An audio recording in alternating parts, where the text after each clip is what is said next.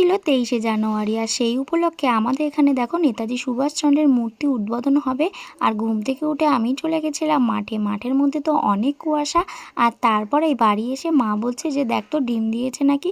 জানি না মা কেন বুঝতে পারে যে ডিম দিলে। তারপরে আমি এখানে ডিমটা তুললাম, আর ডিমটার যা অবস্থা কি বলবো।